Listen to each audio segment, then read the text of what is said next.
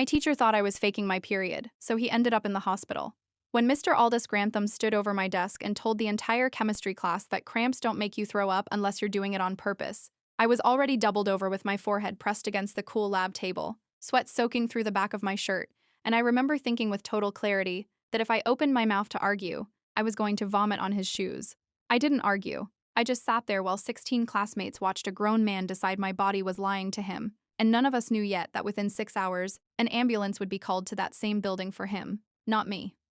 My name is Ottilie, and I was 17 that November, a junior at Redcliffe Academy with a diagnosis I'd only received 8 months earlier: endometriosis, confirmed through laparoscopic surgery after 2 years of doctors telling my mother it was just bad periods, before a specialist finally listened.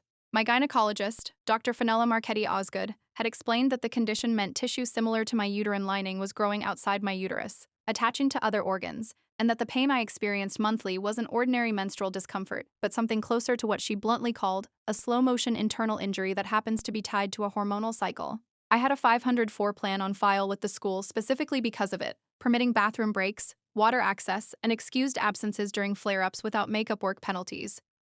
Mr. Grantham had been teaching chemistry at Redcliffe for 19 years, well liked by administration for his rigorous curriculum and the school's consistently strong AP scores under his instruction. Though there had always been an undercurrent among students, particularly girls, that he ran his classroom like a boot camp, where any request for accommodation was treated as a personal insult to his authority.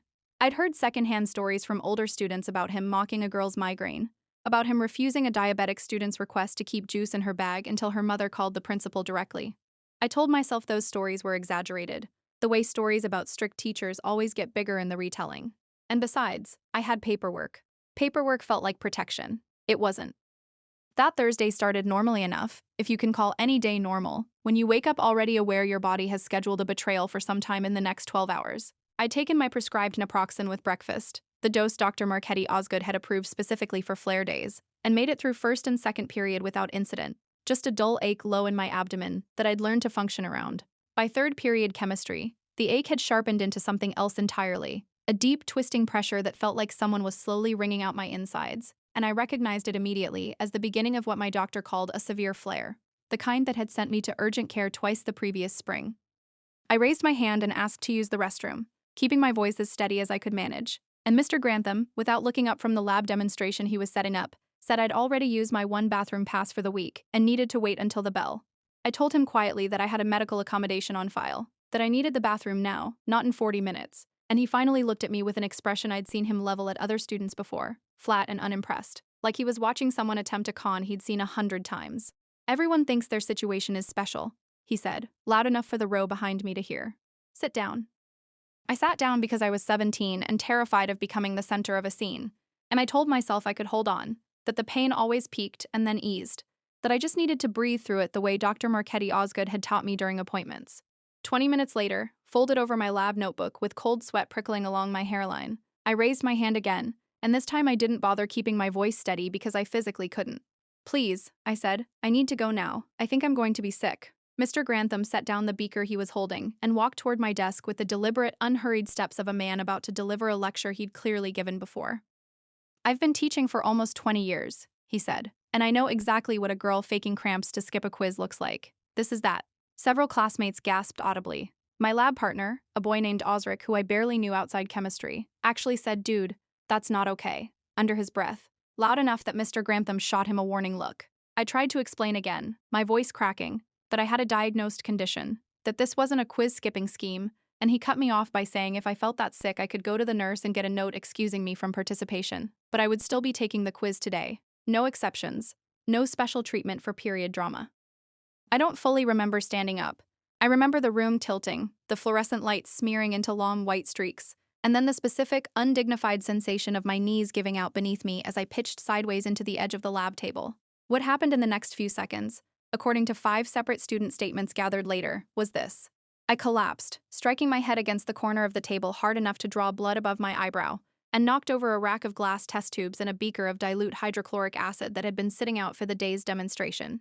The beaker shattered against the floor, and in the chaos of students scrambling backward, Mr. Grantham, moving to grab me, slipped on the spilled acid solution and went down hard, his forearm landing directly in a puddle of the diluted chemical mixed with broken glass.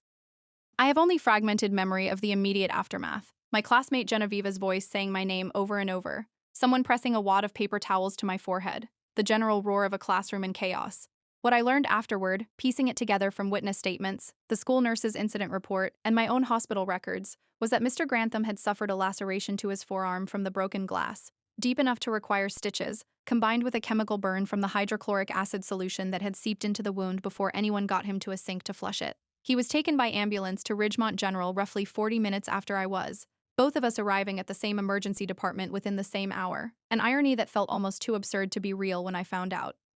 The school nurse, Ms. Beatrix Onyekachi Farrow, who'd been at Redcliffe for 11 years and had reviewed my 504 plan personally when I enrolled, reached me first, checking my pupils, my pulse, and immediately recognizing the pattern of symptoms as consistent with what my file described. She told the ambulance dispatcher I was a documented endometriosis patient in acute flare with a head injury from a fall, and that combination, medical crisis plus trauma, meant I was prioritized for immediate transport rather than a wait-and-see approach. I was in an ambulance within 11 minutes of my collapse, and Ms. Onyekachi Farrow rode with me, holding gauze against my forehead and murmuring reassurances I only half registered through the pain and the disorientation of the head injury. At Ridgemont General, I was seen by an ER physician named Dr. Adezi Kowalczyk-Sundberg, who ordered a CT scan given the head trauma, ran blood work, and examined the laceration above my eyebrow, which ultimately required 4 stitches. But the more significant finding came from the pelvic ultrasound she ordered once I was stable enough to explain my medical history in detail. She found what she described to my mother as a ruptured ovarian cyst, likely endometrioma-related given my diagnosis, actively bleeding internally, a complication that explained the severity of my pain and very possibly the syncope, the fainting, that had caused my fall in the first place. This wasn't drama. Dr. Kowalczyk-Sundberg told my mother in words my mother repeated to me so many times over the following weeks that I could recite them in my sleep. This was a genuine surgical concern that needed evaluation hours before it actually got one. I was admitted for observation overnight, with a follow-up appointment scheduled urgently with Dr. Marketti Osgood, who confirmed 2 days later via a repeat ultrasound that the cyst had ruptured but appeared to be resolving without requiring emergency surgery, though she noted in her clinical documentation that a ruptured endometrioma carries real risk of internal bleeding severe enough to require surgical intervention, and that the several-hour delay between symptom onset and actual medical evaluation was, in her professional opinion, an unnecessary and avoidable risk given the student's documented condition and existing accommodation plan. Those words, unnecessary and avoidable risk, would end up quoted almost verbatim in 3 separate documents over the following months.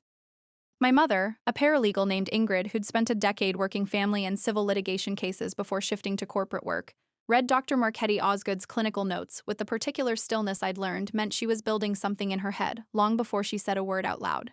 She filed a formal written complaint with Redcliffe's headmaster, a man named Dr. Percival Adeyemi Strand, within 3 days of my discharge, attaching my 504 plan, Dr. Marketti Osgood's clinical summary connecting the delay to increased medical risk, and written statements from Osric and Genevieva describing exactly what Mr. Grantham had said in the moments before my collapse. She requested Mr. Grantham be removed from contact with students pending a full investigation. Dr. Adeyemi Strand's initial response felt maddeningly familiar in its institutional caution, expressing sympathy for what had happened, but noting that Mr. Grantham had also been injured in the incident, and that a full picture was still being assembled, language that implied some kind of equivalency between a teacher slipping on a spill he'd indirectly caused and a student whose documented medical accommodation had been ignored until she physically collapsed. He did not suspend Mr. Grantham, who was, notably, also out on medical leave for his own injury during that period, meaning the immediate question of whether he'd return to a classroom of students who'd just watched this happen was deferred rather than answered. That deferral created its own damage. Osric told my mother that in the 2 weeks before Mr. Grantham returned from his own medical leave, a substitute ran the chemistry class, and students were noticeably split, some furious on my behalf, others repeating a version of events that had already started drifting toward, she probably shouldn't have made a scene. A framing I later learned had been quietly encouraged by comments Mr. Grantham made to a few students during a phone call he apparently made to at least one of them while recovering. Genevieva forwarded my mother a screenshot of a group chat message, purportedly from Mr. Grantham to a student he'd mentored on the robotics team, expressing frustration that he was being made out to be the villain over some cramps, a message that, once obtained, became a piece of documentation neither of us anticipated, but both of us were grateful to have. My mother hired an education attorney named Cassius Whitlock Ide, who specialized in disability accommodation cases in schools, referred by a colleague at her firm who'd used him successfully in an unrelated case involving a dyslexic student denied testing accommodations. Mr. Whitlock IB reviewed everything: the 504 plan, Dr. Marchetti Osgood's clinical notes, the witness statements, and the screenshot, and told my mother within their first meeting that Redcliffe had a clear legal exposure under disability discrimination law, since a 504 plan is a legally binding accommodation, and its documented willful disregard, especially one directly connected to a subsequent medical emergency, was not a gray area the school could easily argue around. The teacher's own words are doing most of the work here, he said, tapping the printed screenshot on the table between us. He's on record calling a documented medical condition some cramps after the fact, combined with 5 student witnesses corroborating the classroom statements, and a physician's note explicitly connecting the delay to increased medical risk. This isn't a case where the school can credibly claim they didn't know or couldn't have known. He filed a formal complaint with the district's Office of Civil Rights Compliance, which under federal disability law required the district to conduct its own independent investigation separate from whatever internal review Redcliffe had already been quietly running. The investigator assigned to that review, a district compliance officer named Ronke Palladino Achterberg, with 9 years handling disability accommodation cases across the district's schools, interviewed me, my mother, Dr. Marchetti Osgood, Ms. Onyekachi Farrow, and 6 students from that chemistry class over the following month. Her preliminary findings, shared with my mother and Mr. Whitlock IB roughly 5 weeks after the incident, concluded that Mr. Grantham had repeatedly and knowingly disregarded a documented Section 504 accommodation, resulting in a preventable delay in medical care for a student experiencing an acute health crisis. Language precise enough that Mr. Whitlock IB told us afterward it read almost like it had been written with a future legal proceeding already in mind. The crisis point of the whole ordeal arrived when Mr. Grantham, still on his own medical leave for the arm injury, learned through the grapevine that the district investigation was moving toward a recommendation of termination, rather than the mild reprimand Dr. Adeyemi Strand had originally seemed inclined toward. He requested, through the teachers' union representative, an emergency meeting with the headmaster and the compliance officer, apparently intending to argue his case directly, and my mother received a call from Mr. Whitlock IB on a Wednesday evening, telling us we had roughly 48 hours before that meeting would happen, and that if we wanted our voice, meaning specifically my voice, represented in that conversation, we needed to decide quickly whether I was willing to submit a formal written statement in my own words, rather than relying entirely on secondhand documentation.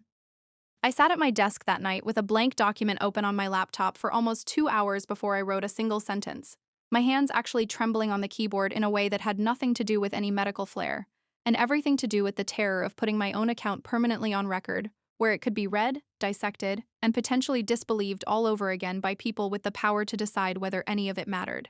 My mother sat beside me the whole time, not pushing, just present, until I finally started typing, describing the accommodation request, the dismissal, the second request, the collapse, the acid burning through fabric on the floor while I was already unconscious to it. It took me until nearly midnight, and when I finished, I felt scraped hollow in a way I hadn't expected.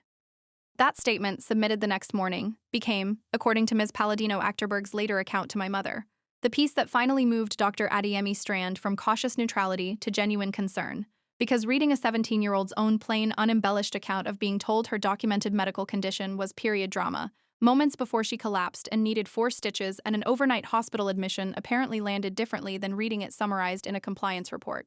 The emergency meeting Mr. Grantham had requested happened as scheduled, but according to what Mr. Whitlock IB was later told, it lasted less than 20 minutes before the union representative himself advised his client that continuing to argue the point, given everything now in the file, was not in his interest.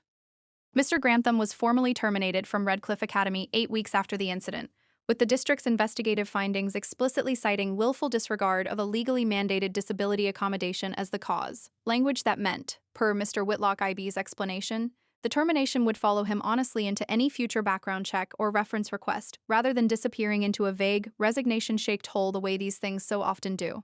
The district separately settled with my family for $85,000, covering my medical expenses, ongoing gynecological care related to the ruptured cyst, and damages for what the settlement language carefully termed the emotional and physical harm resulting from denial of accommodation, money that went partly into a medical trust and partly into the college fund my mother had been building since I was small. Redcliffe also revised its 504 and IEP accommodation training for all faculty following the district investigation, a change Dr. Adeyemi Strand announced at a mandatory staff meeting the following semester, requiring every teacher to complete documented annual training, specifically on medical accommodation compliance, with a new protocol that any student invoking a documented health accommodation must be permitted to act on it immediately. No discretionary override permitted regardless of a teacher's personal judgment about the situation. Ms. Onyekachi Farrow told my mother she considered that specific policy change the most meaningful outcome of the entire ordeal, since it removed the exact gap, teacher discretion overriding documented medical need, that had nearly cost me far more than 4 stitches and a night in the hospital. I returned to Redcliffe the following semester with a new chemistry teacher, a soft-spoken man named Mr. Osei Vandermeer who, on the first day of class, told every student individually that if they ever needed the bathroom, water, or a moment to step out for any medical reason, documented or not, they were free to go without asking permission. A policy so different from what I'd experienced that I actually cried a little in the school bathroom afterward. Not from sadness, but from the strange, disorienting relief of being believed by default instead of having to prove myself into it. Osric and Genoveva both stayed close friends through the rest of high school, and Genoveva later told me that screenshot she'd forwarded my mother had felt like the smallest, easiest thing she'd ever done, and also somehow the most important. Dr. Marchetti Osgood continued monitoring my endometriosis through the rest of high school and into my first year of college, and while the condition never fully resolved, later requiring a second surgery my sophomore year, the ruptured cyst from that November never recurred, and I learned, slowly, to advocate for myself in rooms where I once would have folded into silence rather than risk being called dramatic. I'm studying pre-law now, with a specific interest in disability rights law, a path that traces back more directly than I sometimes want to admit to a blank document I couldn't make myself fill for 2 hours on a Wednesday night, and to the eventual understanding that my own plain, unembellished words turned out to be worth more than I'd ever been taught to believe they were.